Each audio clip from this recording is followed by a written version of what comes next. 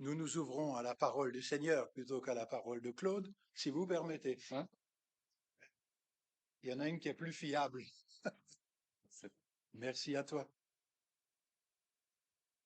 C'est beau de pouvoir profiter de bonnes choses, de belles choses, aussi des chants et des instruments de musique. C'est pas vrai?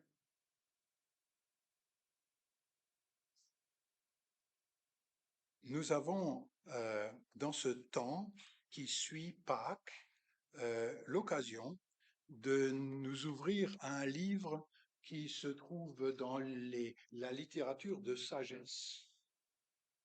Nous l'étudions peu parce que c'est un petit peu pas tout à fait exaltant comme livre.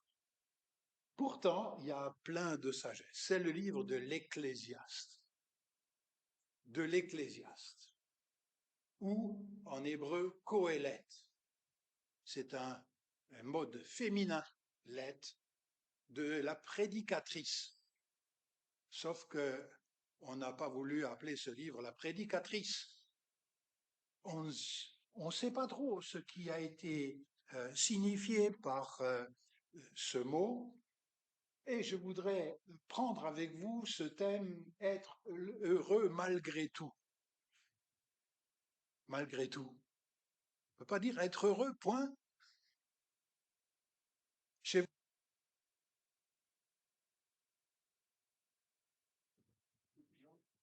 vous écoutez les informations, il y a de quoi être plombé, hein? Non? L'Ecclésiaste. L'Ecclésiaste, c'est quelqu'un qui prend un appareil photo et qui photographie les réalités de la vie pour tout le monde. C'est un livre insolite. Il n'y a pas beaucoup de Le Seigneur dit, mais ce sont des observations. Être heureux malgré tout.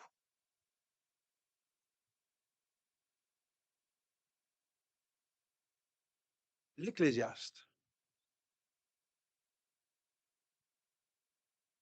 Moi, il me rassure que dans la Bible, il est question de Dieu, Elohim, pas le Dieu de l'Alliance, Yahweh, son nom plutôt, l'Elohim, c'est ce Dieu de toutes les nations, le Dieu seul, être créateur. Il est question de la foi en Dieu sans oublier la réalité que tout le monde vit. Et la réalité que tout le monde vit, elle n'est pas que enthousiasmante. Il suffit de regarder nos familles, il suffit de regarder nos cœurs, il suffit de regarder nos villages, il suffit de regarder la réalité du vieillissement, de ce qui va des fois pas aussi bien dans la vie. Hein, le vieillissement, vous, ça va?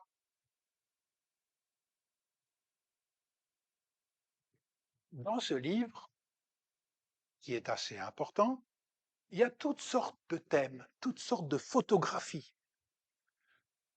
Et Dieu est mentionné, Elohim, 30 fois.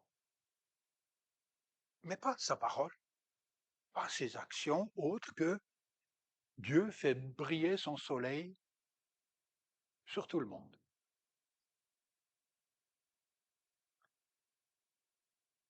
Peut-être que ce livre Coëlette, que j'ai appelé prédicatrice, c'est même la sagesse. C'est drôle, on met un féminin là-dedans. Hein. Non, c'est pas drôle. La sagesse qui prêche. On dit que ça vient de un roi, c'est comme ça que c'est présenté au début de ce livre, un roi à Jérusalem qui était très riche et qui, sans doute à la fin de sa vie, réfléchit sur ce qu'on emporte avec soi. Vous avez déjà réfléchi à ce que vous voulez emporter avec vous quand c'est fini?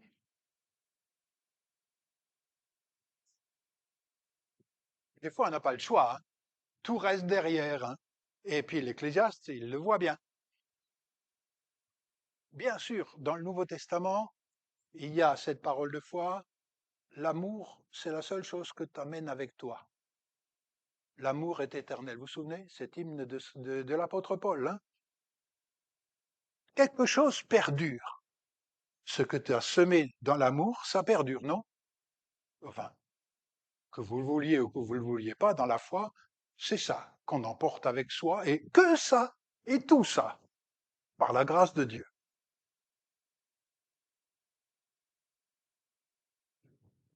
Donc, quelques-uns ont dit que Ecclésiaste, c'est peut-être aussi,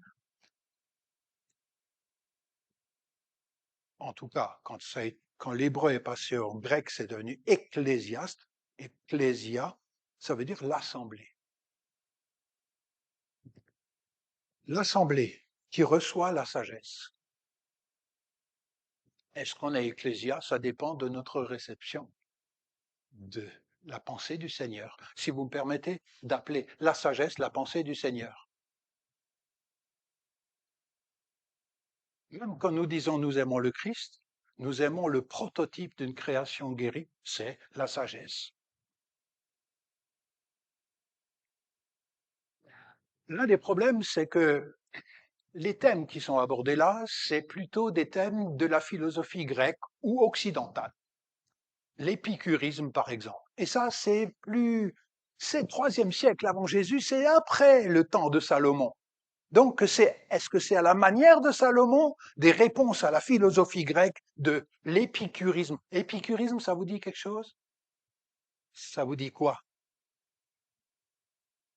Le plaisir comme but de la vie, hein? Mais aussi le plaisir de bien faire, pour être honnête avec l'épicurisme. Le plaisir de bien faire, d'accord? C'est une performance, mais c'est un but. On peut passer, Elisabeth, merci.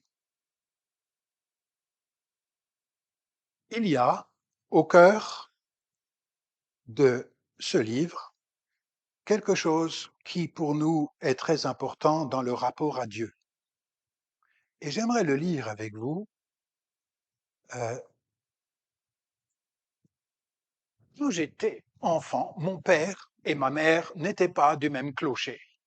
Et mon père nous a pris, nous les garçons, parce que c'est comme ça que se faisait dans le temps, les filles à la mère, le garçon, non, je ne sais pas chez vous, en tout cas chez nous, les trois garçons, on allait dans une église. Et dans l'église, il y avait, à l'entrée, il y avait des marches. C'était à Fastat, Mulhouse. Il y avait des marches. Et là-bas, il y avait un panneau en allemand. C'était encore du temps où les Alsaciens avaient oublié de traduire assez vite. Et il y avait marqué Ecclésiaste 4, 17. Moi, c'était un truc en allemand avec des lettres gothiques, ça me disait pas grand-chose. Mais après, je me suis intéressé à ce qui avait marqué en rentrant à l'église. L'église comme bâtiment, hein, d'accord? Il y avait marqué quelque chose de très plein de sagesse, parce que, souvenez-vous, les Grecs étaient tous des hyper religieux. Les Juifs et les monothéistes étaient vus comme des pas religieux, pas assez religieux. Les Grecs étaient polythéistes. Toute la bande de trucs était récupérable. Et alors, les croyants polythéistes devaient trouver leur chemin pour éviter ce Dieu-là et choisir celui-là, etc. D'accord? Ça, c'est bienvenu au IIIe siècle. Mais la sagesse de Salomon pour nos célébrations et nos vies m'a frappé. Écoutez, voilà ce qu'il est dit dans Ecclésiaste 4, 17. Prends garde à tes pas, organe de ma marche, d'accord, de ma vie, de là où j'ai choisi d'aller. C'est drôle, hein? Premier truc, c'est prends garde à tes pas, à mes pas, à nos pas. Moi, je dirais, regarde cette statue de la divinité, et puis tremble un petit peu, et puis rentre un peu dans un délire mystique, et c'est ton truc religieux. Non, non, non, non. Prends garde à tes pas quand tu vas à la maison de Dieu. Il faut que vous sachiez que Salomon était connu comme étant le constructeur du premier temple en dur. D'accord?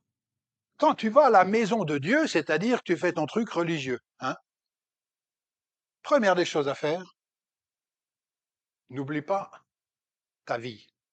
Fais pas un truc religieux à côté de ta vie. Ta vie, c'est ton truc religieux. Prends garde à tes pas quand tu vas. Pourquoi on va à la maison de Dieu, en fait? Oui. Pour prier le Seigneur, pour écouter le Seigneur, pour l'adorer. Mais alors, quand c'est pas une adoration païenne qu'il dit là, prends garde à tes pas quand tu vas à la maison de Dieu et approche-toi pour écouter. C'est pas pour faire ton truc religieux, regardez. Plutôt, approche-toi pour écouter plutôt que le truc païen que tout le monde fait. Qu'est-ce que c'est le truc païen que tout le monde fait? Des offrandes, des sacrifices pour amadouer le bon Dieu, enfin les bons dieux. Vous comprenez? Écoutez, c'est une richesse de redressement de la piété et de la spiritualité hors pair. Sans garde à tes pas, c'est-à-dire construis pas une deuxième personnalité religieuse à côté. Reste qui tu es. Prends garde à tes pas quand tu vas à la maison de Dieu. Approche-toi pour écouter plutôt que pour offrir le sacrifice des gens stupides. C'est un peu caustique, hein? Enfin, vous voyez? Le sacrifice des gens stupides, car ils ne savent même qu'ils agissent mal. Et regardez, ici, agir mal et prendre garde à tes pas, ça se rejoint. C'est de ça dont il est question. La réalité.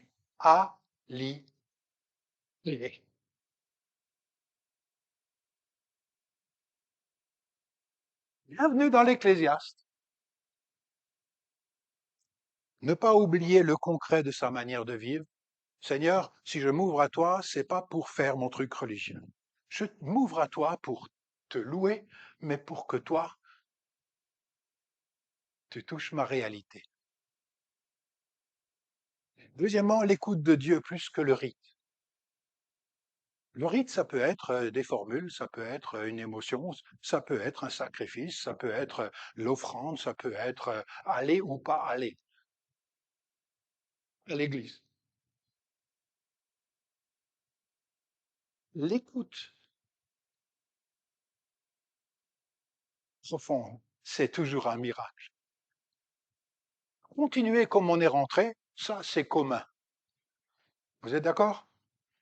L'écoute profonde, c'est toujours quelque chose où le Saint-Esprit, toujours agent créateur dans l'Écriture, la foi, est à l'œuvre.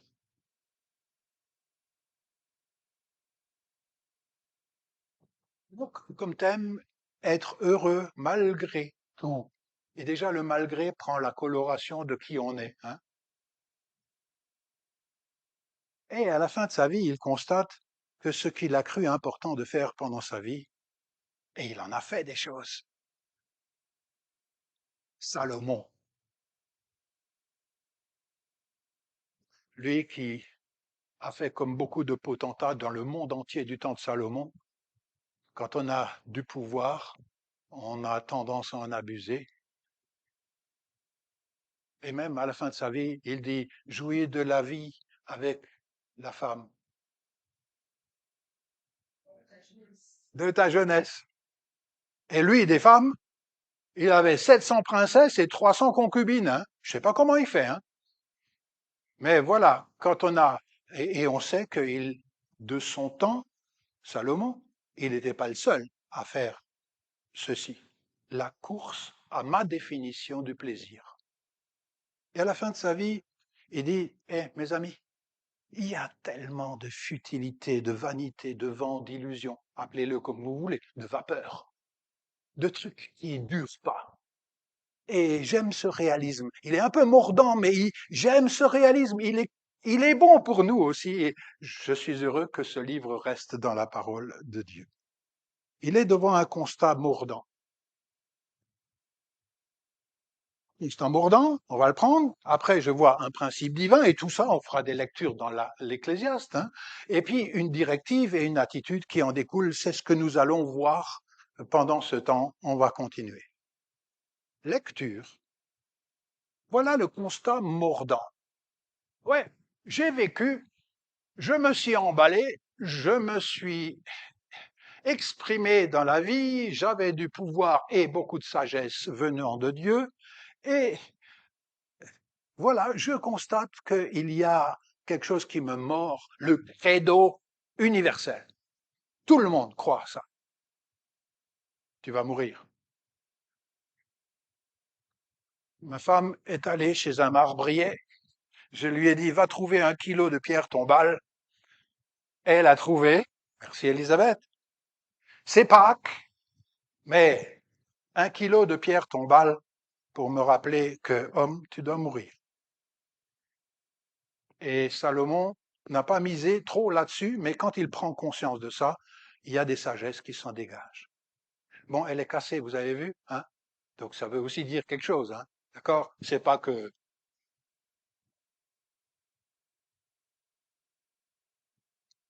je lis. Tout est pareil pour tous, dit ce vieux roi puissant. Un sort identique, ça veut dire le trou, hein? Le trou. T-R-O-U. Un sort identique échoit aux justes et aux méchants. En effet, dans notre vie, c'est pas parce qu'on réussit qu'on était juste et c'est pas parce qu'on réussit pas qu'on était méchant. Non? Vous croyez que les guerres qui sont gagnées, c'est toujours du côté des justes? Non, franchement, non. C'est du côté des mieux armés, à un moment donné. Au bon et au pur comme à l'impur, à celui qui sacrifie et à celui qui ne sacrifie pas. Il en est du bon comme du pécheur, de celui qui prête serment comme de celui qui craint de le faire. C'est un mal. Dans tout ce qui se fait sous le soleil, un sort identique pour tous. Aussi, regardez ce qu'il dit, aussi le cœur. Vous savez, celui qui disait il faut passer de la tête au cœur, là. Aussi le cœur des fils d'Adam ou des filles d'Adam ou d'Ève est-il plein de malice? Autrement dit, puisqu'il y a le trou, on pâlit. Pas pâlir, pâlit. Plein de malice. La folie est dans leur cœur pendant leur vie et après, on s'en va vers les morts. La photographie vous paraît un petit peu... On n'ose plus, hein. Le thème de la mort ne s'affiche pas parce que ça aide pas à consommer. La question de la mort plombe tout. Alors on se débrouille. Tout le monde fait ça. Du plus instruit au moins instruit. Tout le monde se débrouille. Mais il sait très bien qu'il croit, credo, la mort. Et puisque on est tous des croyants en la mort, mon prof de biologie disait bien, écoutez, tout ce qui vit, les bactéries, obéissent à une courbe. Multiplication, parce qu'il y a de quoi manger. On monte, et après, tout d'un coup, plateau, parce qu'on commence à avoir mangé tout ce qu'il faut, d'accord? Et après, ça redescend, quand il y a moins à manger, et tout d'un coup, il y a une petite bosse, c'est quand on se mange les uns les autres, ça donne l'énergie, et on meurt. Il dit, tout ce qui vit obéit à ça. Est-ce qu'il est menteur ou il n'est pas menteur? Même les sociétés risquent de vie, de ressembler à ça. Alors, la question de la mort plombe tout. Alors on se débrouille dans tous les domaines et à toutes les étapes. Oh, les optimistes. Et d'ailleurs, il y a même l'apôtre Paul qui dit, si les morts ne revivent pas, ne ressuscitent pas, si les morts ne ressuscitent pas,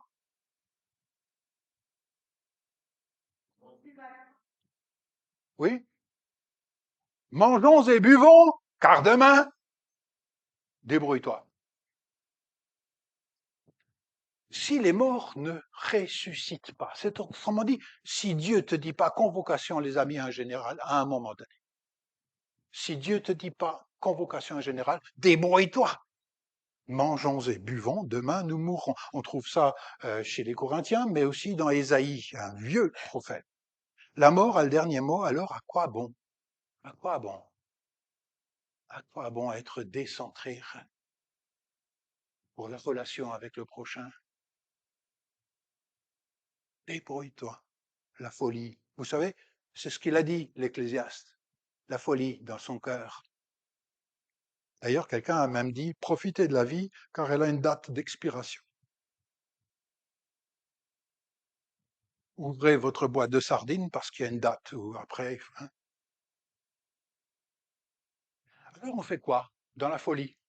On accumule. C'est ce que Salomon a aussi fait, accumuler. On s'ingénie. On s'étourdit avec toutes sortes de drogues. Toutes sortes, pas que les pires. On fait la course à la vanité et au perchoir. Ben oui, il n'y a que ça à faire. Hein. Autant briller par rapport aux autres. Mais le par rapport aux autres est malade, là. Vous saisissez? La folie. Elle, cette course au perchoir attise tellement vite et à tous les plans la jalousie et la haine. C'est insupportable pour une entreprise, pour une église, pour une famille. En vrai, ça pourrit tout. Si vous voulez, ce que je viens de dire, c'est le nom des idoles. C'est le nom des idoles, c'est ce qui arrive quand la folie se débrouille. Car demain, tu mourras. Nous continuons. Maintenant, j'aimerais que nous voyions un principe divin. Il y a un choix à faire et je suis tellement content qu'il n'y a pas qu'une photographie, mais de temps en temps, 30 fois on l'a vu, dans ce livre, il y a la référence à quelqu'un qui reste encore mystérieux. Il n'y a pas une grande dogmatique développée encore à ce moment-là. Dieu. Tout d'un coup, il y a Dieu. Souviens-toi de ton Créateur au jour de ton adolescence. Bon, les adolescents, ils sont sortis. Hein. Bon, il y a des vieux adolescents ici, mais quand même. Souviens-toi de ton Créateur.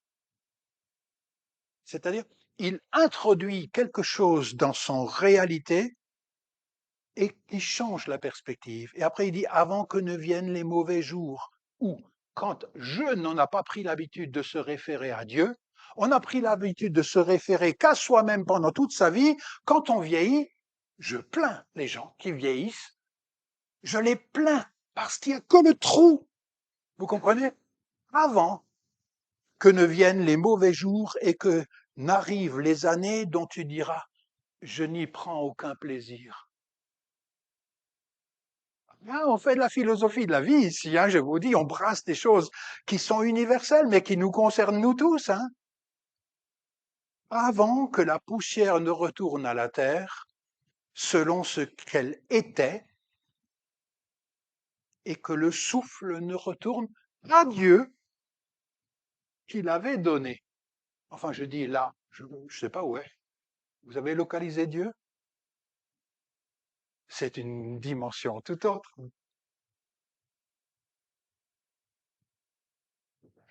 Il est incroyant, mais il dit, ça change quelque chose que de penser comme ça. D'ailleurs, j'aimerais juste vous rendre attentif que lorsque souviens-toi de ton Créateur au jour de ton adolescence, ça veut dire, déjà dans ton adolescence, prends l'habitude de recevoir des dons de Dieu. Et ça change quelque chose dans la vie. Euh, Même Israël, quand Dieu fait un pacte avec Israël, c'est pas de la magie, comme beaucoup de cultes polythéistes. C'est pas de la magie. On ne manipule pas Dieu. Et quand Dieu fait une alliance, je serai ton Dieu, je te sors de l'esclavage, d'accord? Voici les traités d'engagement, il y a les 10 commandements, il y a l'engagement de Dieu, et après il y a les bénédictions et les malédictions, d'accord? Ça c'est typique des alliances du Moyen-Orient. Vous avez ça dans l'Écriture, et dans Deutéronome 28, il est dit, écoutez, parce que tu n'auras pas servi le Seigneur ton Dieu dans la joie et l'allégresse de ton cœur, parce que tu n'auras pas, ça c'est une des clauses de malédiction, parce que tu n'auras pas servi le Seigneur ton Dieu dans la joie et l'allégresse de ton cœur, quand tu avais de tout en abondance, tu serviras tes ennemis que le Seigneur t'enverra. Verset 47 de Deutéronome 28. J'aimerais juste vous dire, le commandement du bonheur, c'est un commandement de Dieu. Ça veut dire quoi? La reconnaissance est la source du bonheur. Ça ne veut pas dire que ce bonheur doit être permanent, mais il y a la pénibilité du travail après la chute, mais il y a aussi le fait que le Seigneur fait croître les récoltes, donne le soleil et la pluie, et j'en suis le premier bénéficiaire, et ça c'est universel. Même Jésus, à un moment donné, dans le Sermon sur la montagne, dans l'Évangile selon Matthieu, et au chapitre 5, il dit, Dieu, le Père, fait pleuvoir sur les justes et sur les injustes, fait la même chose. C'est pas vrai? Je crois que c'est intéressant de lire ceci.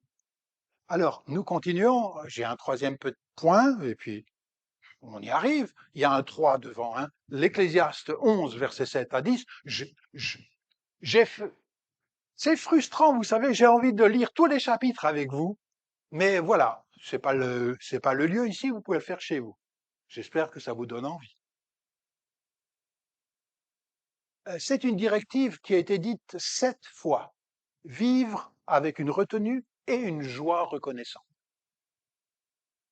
Euh, je lis avec vous ce qui se trouve à gauche, mais vous n'arrivez pas à voir malheureusement le début. Douce est la lumière, dit l'Ecclésiaste.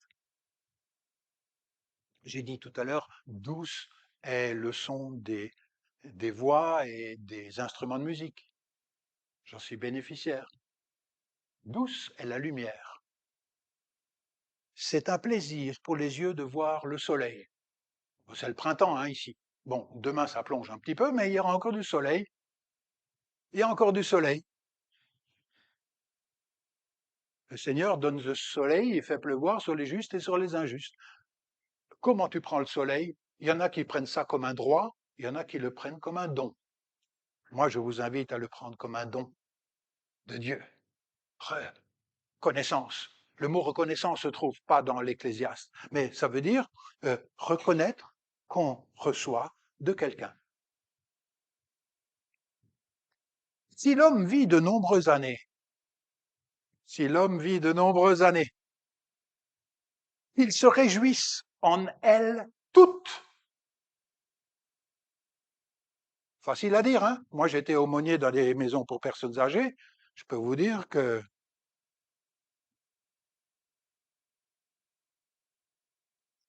vous connaissez ce commandement de la Bible, qu'ils se réjouissent en elles toutes. Mais qu'ils se souviennent, c'est drôle, il y a un tas de choses qui se passent au niveau psychique hein, ici, que les jours sombres sont nombreux. J'aime leur réalité. Non, non, c'est pas vrai et beau et exaltant tous les jours, c'est pas vrai. Ils se souviennent que les jours sombres sont nombreux, que tout ce qui vient, c'est creux, vanité, ou souffle, ou vapeur, ou... Hein, c'est difficile à traduire, ça, vanité. Réjouis-toi, jeune homme, dans ta jeunesse,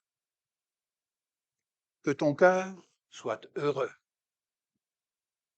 Au jour de ton adolescence, nous, c'est un petit peu passé, hein, ça va? Les hormones ont un peu plongé.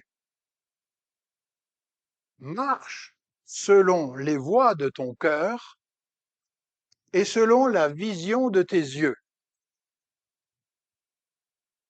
Mais sache que pour tout cela, Dieu te fera paraître en jugement, ou te demandera des comptes de gestion, bien sûr, des comptes de gestion. Éloigne de ton cœur l'affliction, c'est un vieux mot pour dire la souffrance, écarte de ton corps le mal, la jeunesse et l'aurore de la vie sont vapeur ou creux ou vanité ou... Jusqu'à là, j'aimerais juste souligner deux, trois choses. L'image de la grâce pour tous, le soleil. Le devoir de la joie, on l'a dit. Le troisième, c'est il y a, il y a à choisir pour nous croyants entre le désespoir et l'espérance. Il y a des gens, ils ont cultivé la morosité, ils ne regardent que ce qui va plus, ils n'ont plus de regard du tout pour ce dont ils bénéficient. Ils sont devenus critiques, acerbes. Vous voyez ce que je veux dire? C'est pas l'Ecclésiaste. L'Ecclésiaste, il y a la réalité. Oui, il y a des moments pénibles. Il y a aussi un devoir de jouissance des joies simples de la vie, pas des gueuletons. Dans l'Ecclésiaste, il y a une critique de la surabondance, mais il y a le devoir de dire sa reconnaissance pour ce dont je bénéficie. Et ça, c'est tout un entraînement. Hein. C'est tout un entraînement. Et je ne sais pas qui nous dit de faire cet entraînement si ce n'est pas l'Écriture elle-même. Donc, si nous ne voulons pas être mordus par le criticisme, le cynisme et la morosité, vous voulez que je redise ces mots?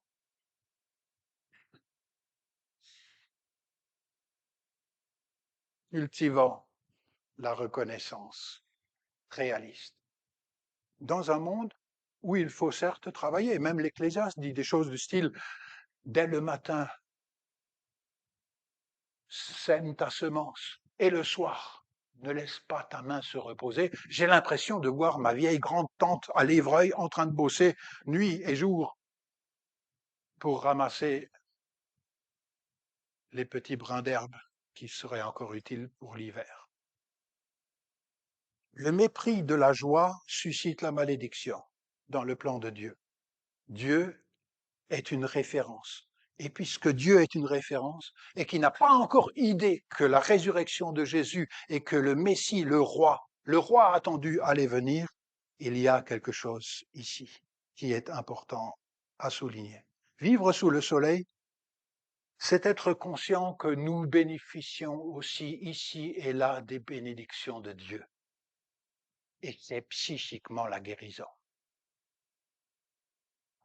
On passe. J'ai mis une pierre. Bon, là, il y en a une, là, il y en a une autre. Hein. Bien sûr, c'est longtemps après. Il y a la résurrection. Je peux vous demander, frères et sœurs, nous avons fêté Pâques. Pâques, c'est la libération de l'esclavage. C'est une très bonne nouvelle. Et Pâques, résurrection, c'est une libération de l'esclavage de la mort. Libération de l'esclavage du travail avec des tyrans sortis d'Égypte.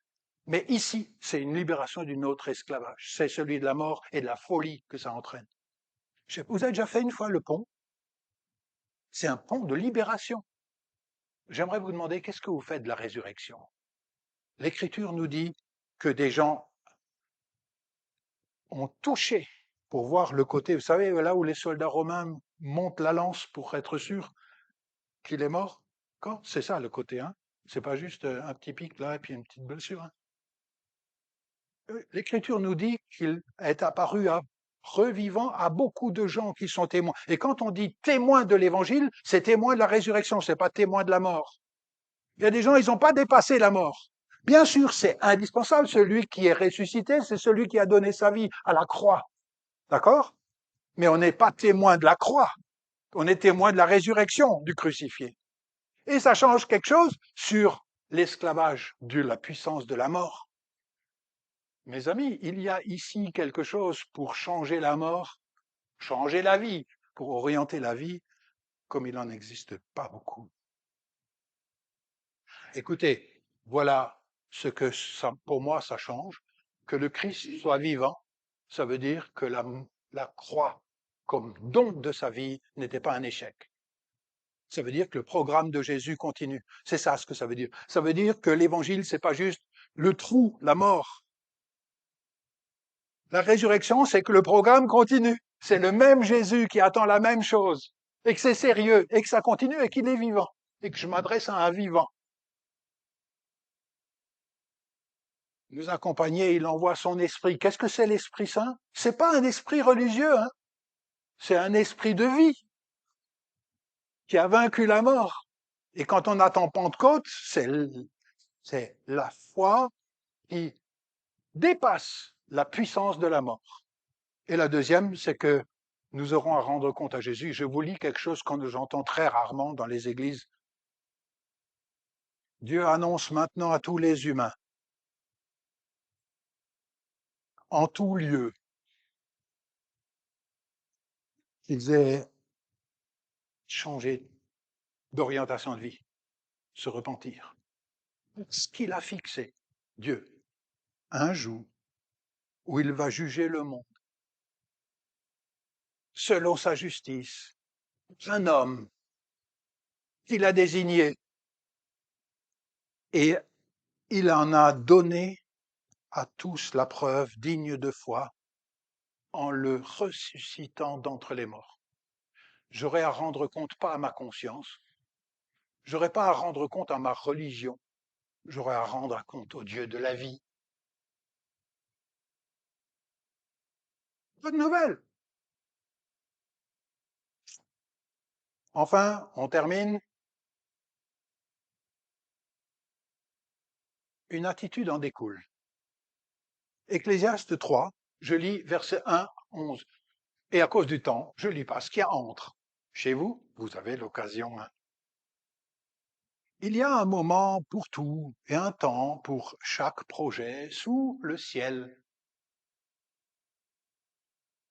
Temps d'enfanter, temps de voir ses enfants sortir du camp, un temps pour la guerre même, malheureusement. Ça ne veut pas dire qu'on cautionne la guerre, mais on constate, on n'en peut rien, nous, hein, que de notre vivant, nous n'ayons pas connu sur nos terres les deux guerres mondiales.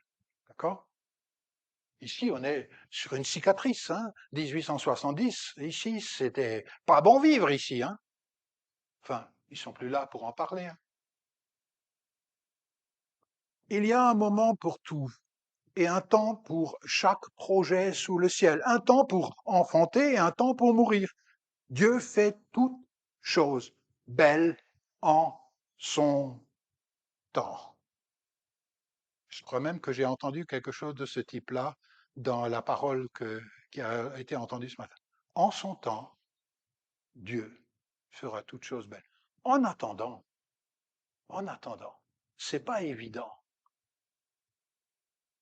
Il y a des injustes qui triomphent, il y a des justes qui meurent. C'est pas lisible, mais en son temps, Dieu fera toutes choses belles.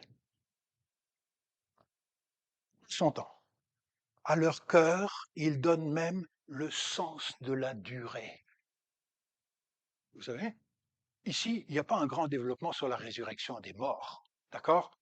Mais le sens de la durée, la résurrection, elle est comprise là-dedans. Il donne le sens de la durée.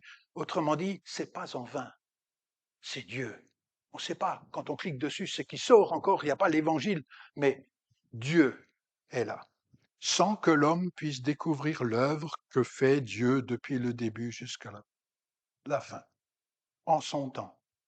Donc, qu'est-ce que je veux dire? Dans ma vie, je vis des ruptures, aussi des revers de fortune. Je dois aussi les accueillir. Ça se passe pas toujours comme je le voudrais. Non, chez vous? Je dois pouvoir les accueillir, car il y a aussi un temps où les choses se feront d'une manière juste. Des joies d'attente qui viennent à leur temps. Notre société a du mal à y croire et investit dans le plaisir rapide et a du mal à envisager l'âge avancé. Nous, c'est un bonheur de pouvoir le vivre.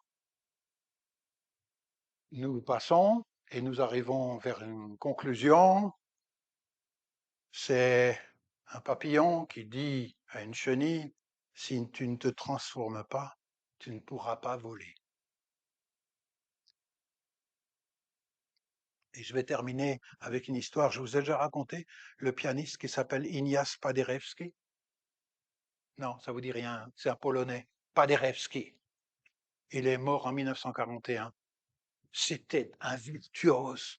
Il est né en Ukraine, pianiste, compositeur, homme d'État, diplomate polonais.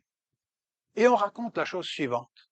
Il donnait un concert vers la fin de sa vie. C'était extraordinaire. Il y avait une foule de gens bien habillés, spé, qui étaient là, qui ont payé très cher pour venir. Il y avait aussi une maman avec un petit. Vous voyez, les petits normaux, hein, c'est-à-dire à peu près 5, 6 ans.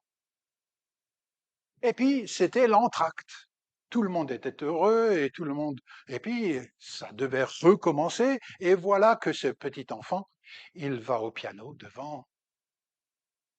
Et puis, il commence à faire ce que les petits-enfants font quand ils sont normaux, pas trop conscients. Et tout d'un coup, des rumeurs de réprobation dans cette salle. Ouais, c'est pas possible. Qui c'est la mère? C'est drôle, on cherche la mère là. Puis c'est les parents, et puis le service d'ordre, et puis c'est une honte, on n'a pas payé pour ça, etc. Et tout d'un coup sort Paderewski. Il vient, et puis il dit au petit, continue, continue. Et le petit, il y va de plus beau, et lui, il fait l'harmonie de la manière de jouer du petit. Il fait l'harmonie, et il y a un silence incroyable d'une pièce pièce de musique qui n'existait pas du tout. Tout d'un coup, il harmonisait en même temps que le petit, il tapait dessus. J'ai l'impression que Dieu fait un peu la même chose avec nous. Bon, Dieu est bon, et je voudrais juste le dire ici. Je termine. Frères et sœurs, chaque année que vous avez reçu, c'est un don de Dieu. Recevez cette année comme un don de Dieu. Vous me direz, mais ça, on n'est pas venu pour écouter ça, c'est évident. Non, c'est pas évident du tout, à cause de la victoire de Dieu sur la mort. Et chaque année qui vous reste est également un don de Dieu. Ce n'est pas vous qui l'avez gagné. Ou bien, si? Traitez-la avec respect et action de grâce comme un don. Et abandonnez-vous à l'auteur. Comme faisait l'Ecclésiaste, Seigneur, entre tes mains, c'est toi qui es mon repère, plutôt que le but de ma vie étant de l'épicurisme, du plaisir maximal. Alors l'ultime abandon que ça suscite ne sera plus qu'un voyage qui qui nous conduit auprès du Seigneur. Il y a Ésaïe qui disait ça de la manière suivante au chapitre 38, 17. Mon amertume s'est changée en salut. Mon morosité s'est changée en salut. Tu t'es attaché à ma vie pour que j'évite le trou, la fosse. Hein.